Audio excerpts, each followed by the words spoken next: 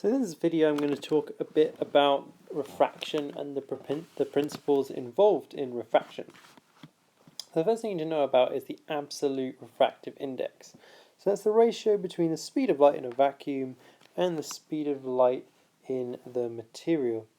So this is given the symbol n, and if we calculate that we get c, the speed of light, and the velocity there. So as it says here, this is actually a property of a material. So you find several things made of the same material, you're going to find they have the same absolute refractive index. It's a useful thing to know. Next thing to know is about relative refractive index. So it's the ratio of the speed of light in one material to the speed of light in another. So we've got material 1 and material 2. So the relative refractive index between material 1 and material 2 is given by this ratio here. So the velocity in 1 over the velocity in 2. Let's calculate with this. So then if you want to combine those two things, this means that this ratio here is in the same ratio here as the absolute refractive indexes of each of those materials. So a very useful thing to do is actually look at the boundary between air and a material, because the refractive index of air is 1, or at least approximately 1.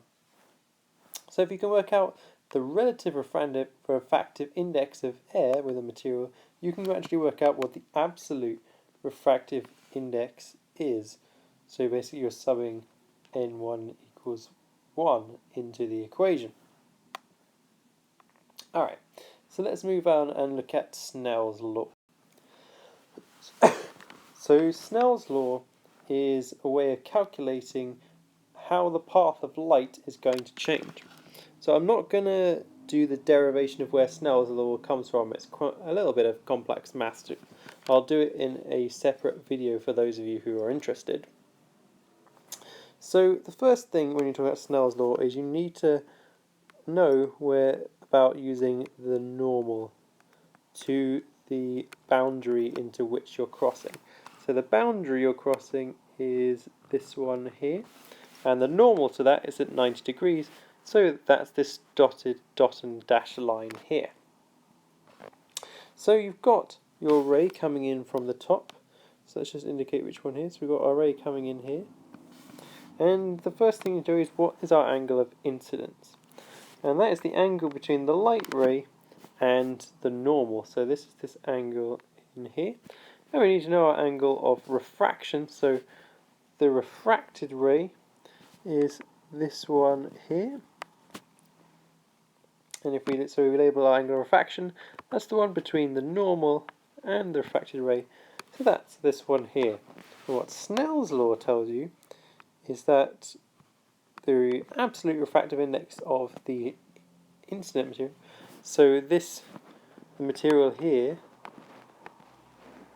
has refractive index n equals 1, and this one has absolute refractive index of n equals 2.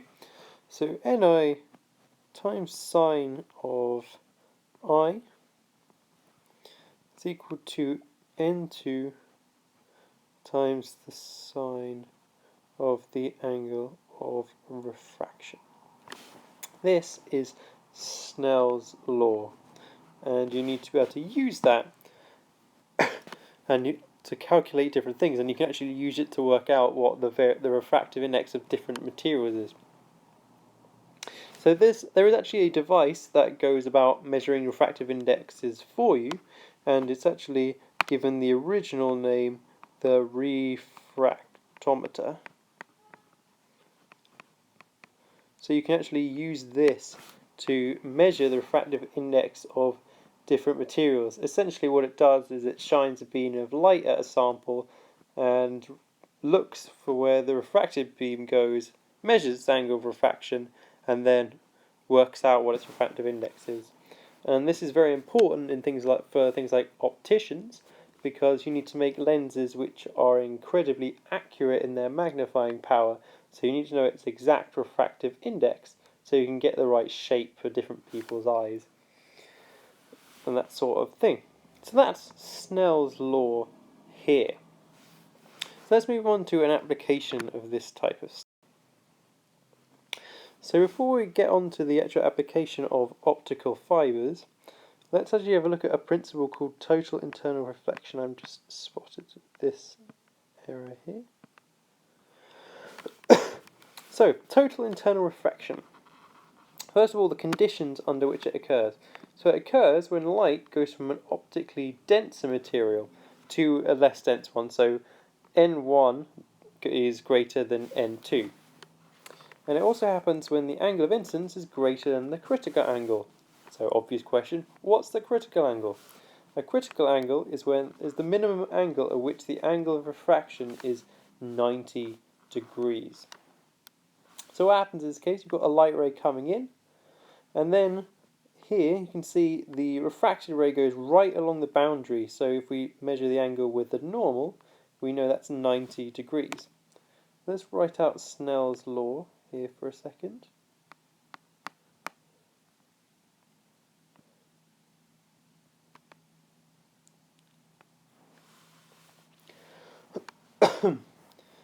So, if we have it going from glass into air, we know the absolute refractive index of air is 1, and you should know that sine of 90 is 1 as well.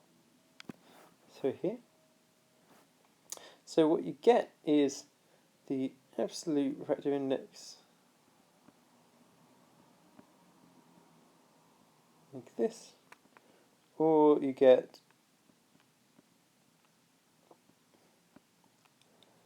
and this particular angle of incidence is called the critical angle. So you often see it written in this form, just like this here, where that C stands for the critical angle. So what's the significance of the critical angle? Well, it's the last point at which you're going to get any refraction. So if you increase the angle any more than the critical angle, all of the light is going to be reflected back. You're not going to get refraction anymore, which is actually very useful in things called optical fibres. So, look, I'm going to talk about the benefits of optical fibres in a second. So what you've got in here is a material in the middle, typically glass, sometimes plastic. And on the outside, you have a material with a much lower refractive index than glass or plastic or whatever it is that you're using. So it's going from a high refractive index to a low refractive index, so that's one of the conditions for total internal reflection. And if you make the optical fibre narrow enough, the beams always strike the walls at quite a wide angle. And that's very useful because it's going to be greater than the critical angle. So what you get is light being constantly reflected back, you're getting no refraction whatsoever. And this is very useful for communications because the optical fibres have a few other benefits. They can carry a lot of information, so light is very high frequency, so you can carry a lot of information on just one signal. The fibres don't get very hot, so using light rays you get a very little energy loss as heat. And there's basically no electrical interference, so when you get to the other end, your signal is a lot clearer and cleaner, which is much better for effective communications, whereas things like radio and microwaves can get interfered with by other electrical signals and get noisy. So this is an application of refraction, or more specifically, total internal reflection, where when the angle is greater than the critical angle, all of the light gets reflected by the boundary, and so you get very little losses, which is very useful.